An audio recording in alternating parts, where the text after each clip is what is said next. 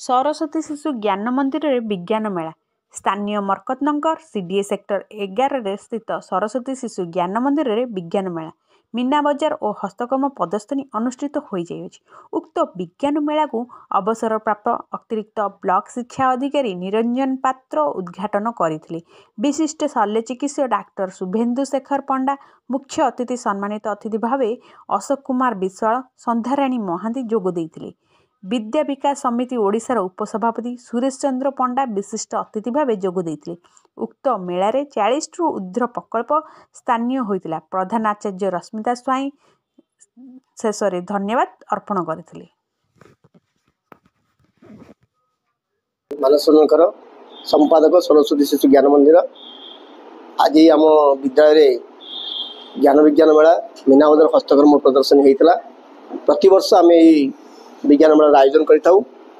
कुनि कुनि छात्र छात्री मान मध्य वैज्ञानिक चिंतारा सृष्टि करने एवं तांको प्रतिभा को प्रस्फुटित करने आम सब चेष्टित। केवल विज्ञान मेला नुहे, प्रति वर्ष आम अनुष्ठान आम विभिन्न प्रकार प्रतियोगिता एवं महापुरुष मानकर जयंती पालन करूँ। तो प्रति मुहूर्त में चेष्टा करूँ केमिति कुनि कुनि छात्र छात्री मान प्रतिभावान व्यक्ति भाव में समाज प्रतिष्ठित करूँ। से आम अनुष्ठान एवं आम संकल्पबद्ध। मोर हूँ अशोक कुमार विश्वाल, कटक महानगर निगम जड़े सहकारी शिक्षक अच्छी। बर्तमान मुझे देखिए माने पिला माने भल उच्चकोटी कर निष्ठार सहकार कर जो कार्यक्रम होता बर्तमान समाज में नहीं दरकार एवं जहाँ से भी कर गुरु गुरुमा एवं अभिभावक पिता माता एम सहयोग ना सब कम हो पारन। गोटे प्रोजेक्ट को मिनिमम 15 दिन 20 दिन आगे से माने आरंभ करेंगे। बहुत भल कम कर आशा करुचे पिला माने भविष्य में किसी किसी अभिनव कार्यक्रम करी माने विज्ञान क्षेत्र में अग्रसर निश्चिंत हेबे। पिला उज्जवल भविष्य कामना कर निश्चिंत माने लाइफ रे सक्सेस हेबे, फलप्रद पाइबे। ना सुरेश चंद्र पंडा, वाइस प्रेसिडेंट विद्या विकास समिति ओडिशा। आमर ये अनुष्ठान आम विद्या विकास समिति गोटे अग्रणी अनुष्ठान। ये अनुष्ठान रे वर्षक तमाम पिला मानकर उन्नति पे विभिन्न प्रकार कार्यक्रम करिथाय। ता भीतर विज्ञान मेला होचे अन्यतम। 2003 मसीह अनुष्ठान चली। तेणु पिला भितर थिबा आभ्यंतरीण गुण को परिप्रकाश करने ये अनुष्ठान सब चेष्टा करिथाय। सेथिपय विभिन्न प्रकार कार्यक्रम वर्ष तमाम करिथाय। लक्ष्मीप्रिया बेहेरा मु सरस्वती शिशु ज्ञान मंदिर नवम श्रेणी छात्री अटे। एवं आपण जो प्रकल्पटी देखिपुंट मोर ये प्रकल्पटीर नाम हूँ वर्षा अनुसंधान यंत्र।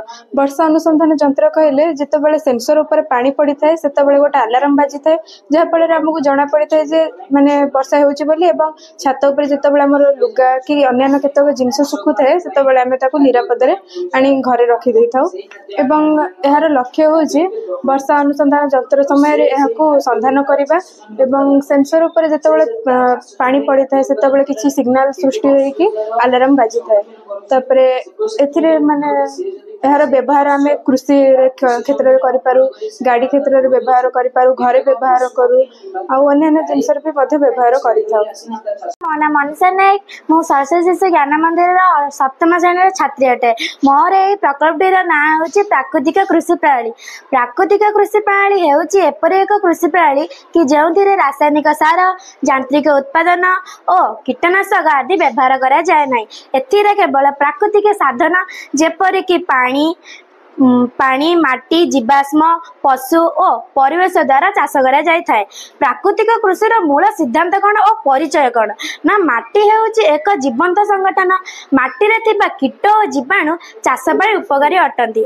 आर जेतेबेले कृषक किछिटा उत्पादन करिथाए सेतेबेले से रासायनिक सार रे प्रयोग करिथाए। तेणु आमे रासायनिक सार व्यवहार करिबा नै, केवल प्राकृतिक सार रे आमे चाष उत्पादन करिबा। प्राकृतिक चाष जेतेबेले आमे करिबा ताबे हम कौन दरकार ना गोमल जीवामृत बीजामृत आदि को आम सार रूप में व्यवहार करी फसल उत्पादन बढ़ाई पारिबा। जेहेतु आम किछटा उत्पादन करूछु सेथिरे कीट बा जीवाणु आदि लागि थांते सेथिपय कृषक रासायनिक औषध प्रयोग करिताय जा फल रे अपकारी कीट मरिबा साथी उपकारी जीव जेपरि जिया मृत्यु मुखरे पड़िताय। तेणु आम नीमपत्र दूध लंका हलदी इत्यादि को मिश्रण करी आम चाषर मूल रे देले ताहा कीट को नियंत्रण करि पारे।